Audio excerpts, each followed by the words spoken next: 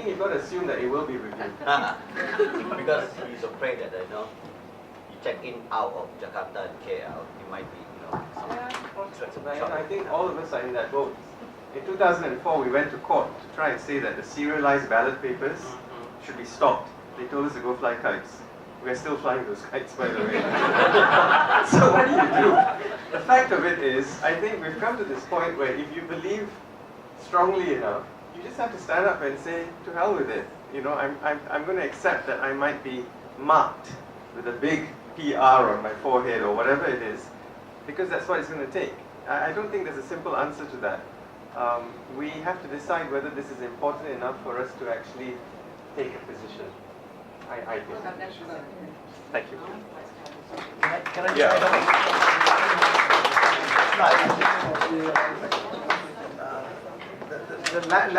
Lambert's point, yeah, I mean, I wanted to say when I was talking about the economy that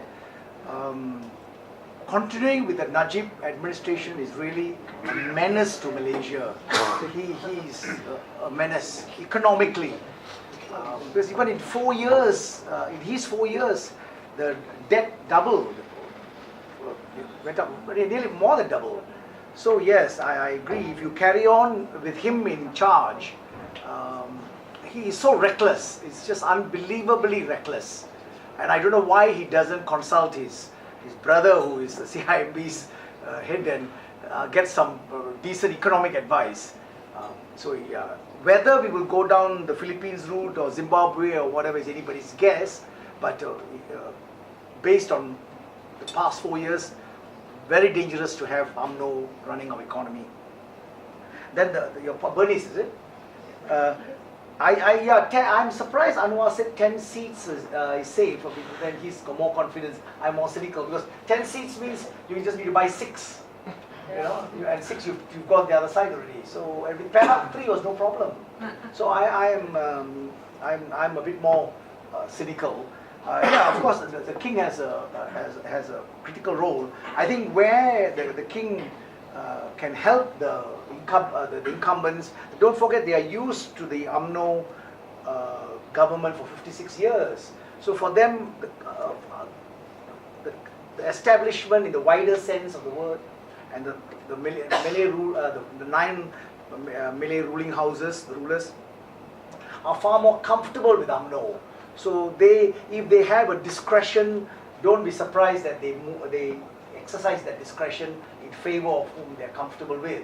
So what that means is, in these kinds of scenarios, the king can say, I am not calling anybody to the palace to be sworn in as the new prime minister. And what that means is, constitutionally and politically, Najib continues in a sense as a caretaker prime minister, because he is sitting there, he's the incumbent. That's the system.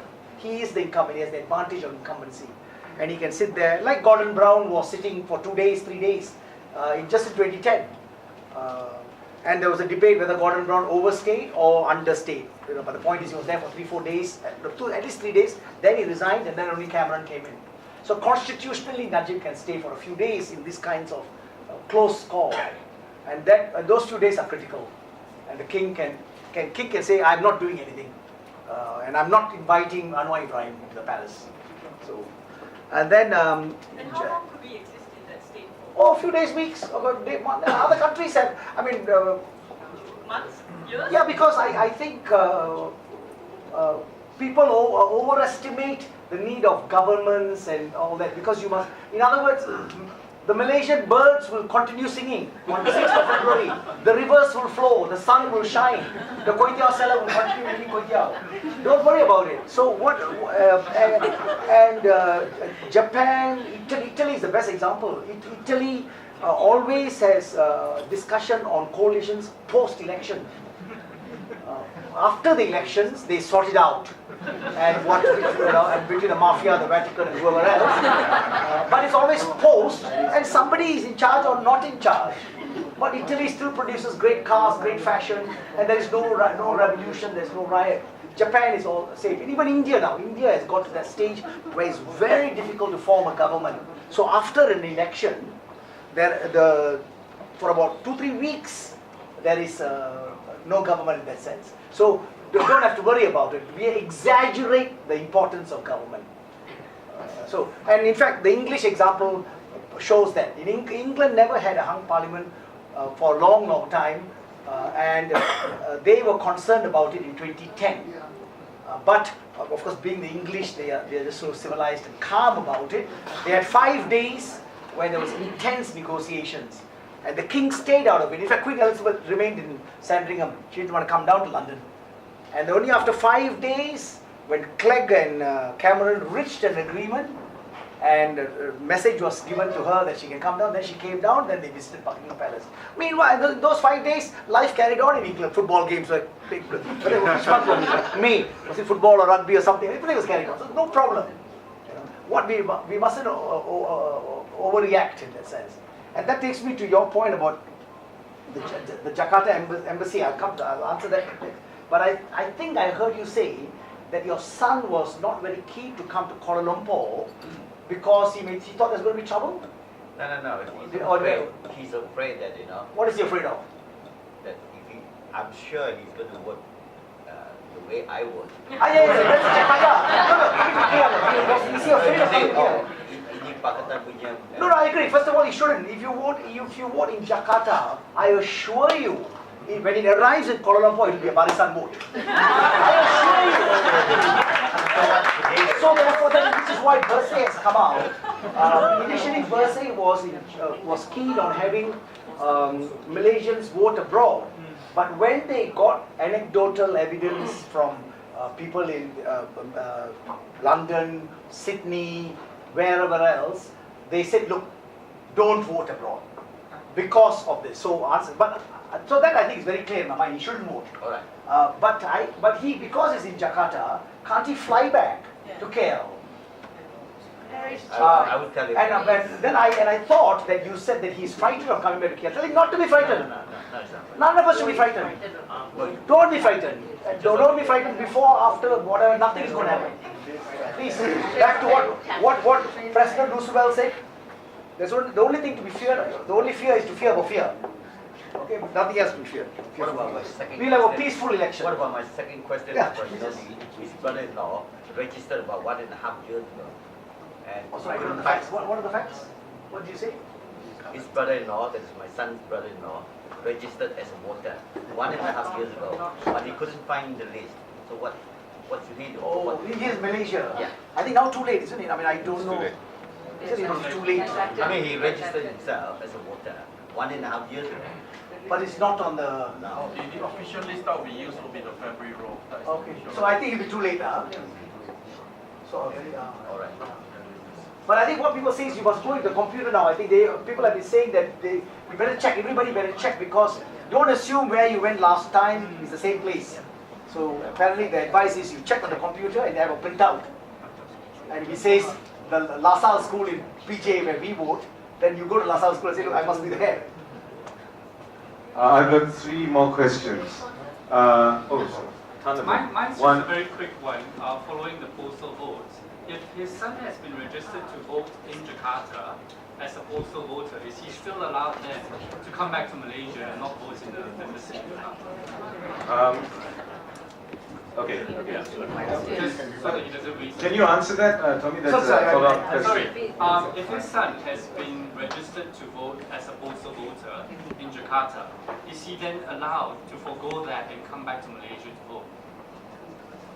Well, I don't know the definitive answer, but I think there is no harm in him coming here, and then because I think the left hand often doesn't know what the right hand is doing. That's Malaysian efficiency. So let's assume for a minute he is registered. First of all, one registration is Jakarta, and let's say the other is in Petaling PJ South. There's no harm in him going to PJ South, La Salle school, where and just check. And for all those, they may be there. Because the left hand doesn't know what. No harm, just try. Any other country? I don't know the definitive answer. Okay, can I see 1, 2, 3, 4, 5? Okay, I'm going to that way. But just one point, Tommy, on the Robert Mugabe thing, on Zimbabwe as a worst case scenario. Robert Mugabe has just announced that if things don't go well for him in the next elections, i.e. if Zimbabwe makes democratic progress, he's coming to live in Malaysia. Exactly. Yeah, okay, let me go this way. 1, 2, 3, and then I'll move here. Yeah, could you just throw your voice and say who you are and whatever? Yeah, sorry. My name is Ho Fong Lee. A little bit of sharing first. I was told by an ex-minister, ex-MB of Kedah. This happened last year during Ramadan. Buka puasa. Anwar is the making of, is the creation of Chinese. Yeah. Can you hear me? No. Yeah, Anwar is the creation of Chinese. Malaya was never conquered. Yeah, but that is not the point. The point was, if BN lost, the real Malays will rise up. And people like me should pack my bags, celebrating, go away. So I'm asking these real Malay, who are these real Malays? This is very disturbing. So I'd like to share a little bit on that thing. This was told to me by an ex-MB of Kedah. Still alive? That's why he's the ex-MP. No, hold on here. Hold on here. He's very active in scheming, whatever. He just down the road here. Yeah, his name is Sanusi Junaid, we all know. Ah, yeah. So what is your question? My question is this real Malay thing, that is. Where is this real Malay? Who are these real Malays? Who will rise up? Okay, can we have the next one? Just try and control my voice. I'm Adrian. I just want to direct my question to Malik. You wanted to talk about candidates hopping. Sorry. Hello. I'm just directing this question to Malik about candidates hopping and being bought over. What is the constitutional point, or what can we do as Rakyat in terms of stop it? Can we make a police report against them?